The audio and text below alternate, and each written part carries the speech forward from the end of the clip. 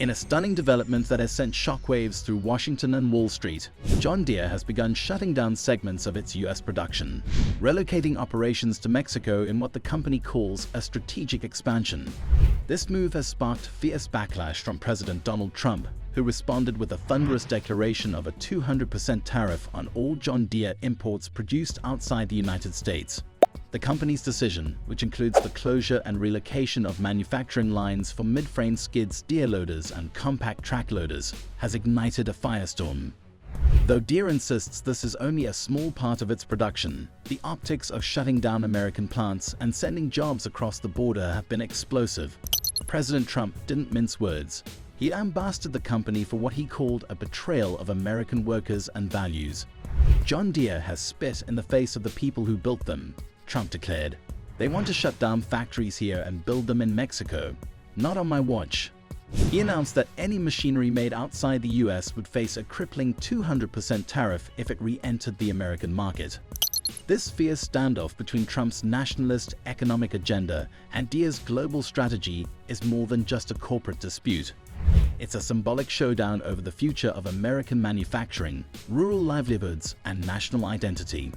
So what's really driving Deere's decision to shut down US production lines? Is this simply about lowering costs, or is the company reacting to a more complex global economic reality? Before we dive deep, don't forget to like, subscribe, and turn on the notification bell so you never miss the latest updates right here on the African web.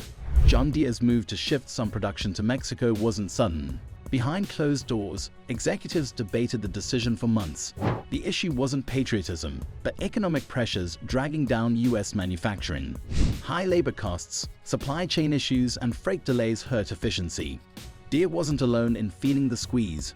Global markets are evolving fast. Companies like Kubota and Mahindra have mastered low-cost, high-efficiency manufacturing in Asia. They gained ground, pushing Deere to act before losing market share. Relocating a line to Mexico with 70% lower labor costs and access to Latin American markets was seen as necessary. It's not just about costs, it's about survival. The Mexican facility provides speed, flexibility, and access to growing economies in Brazil, Argentina, and Colombia. For Deere, this isn't abandoning America, it's optimizing for the future. And that future won't wait. President Trump, however, saw things differently. From his standpoint, Deere's decision wasn't a business strategy. It was a betrayal of American workers and values. Standing behind a podium in Iowa, Trump thundered that John Deere had turned its back on the very communities that built its empire. His threat of a 200% tariff was more than just economic policy. It was a rallying cry to his base. The media jumped on the story instantly. News outlets painted it as a clash of titans, an iconic American brand versus a populist president determined to bring jobs back home. Investors, too, reacted swiftly.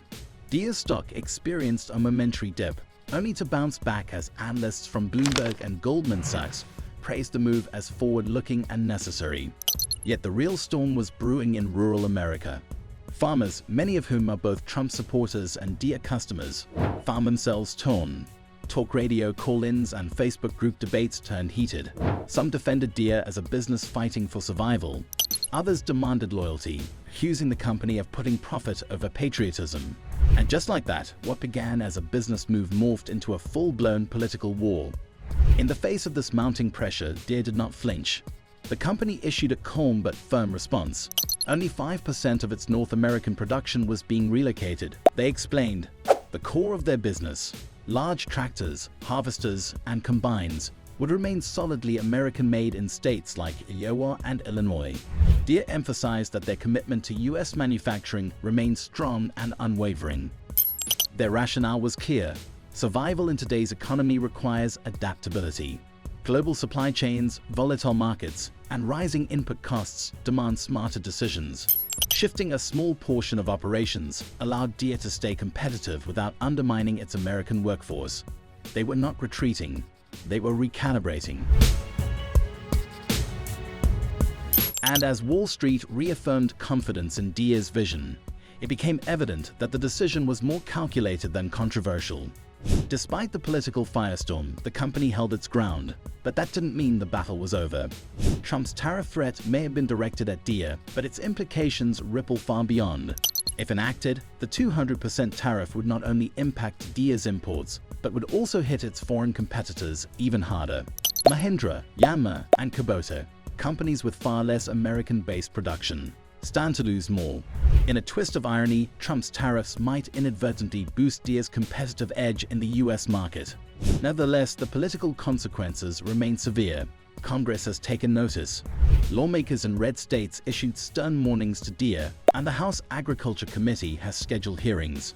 There's even talk of reviewing federal contracts to ensure no taxpayer money supports foreign-made Deere equipment. Deere's response has not been passive.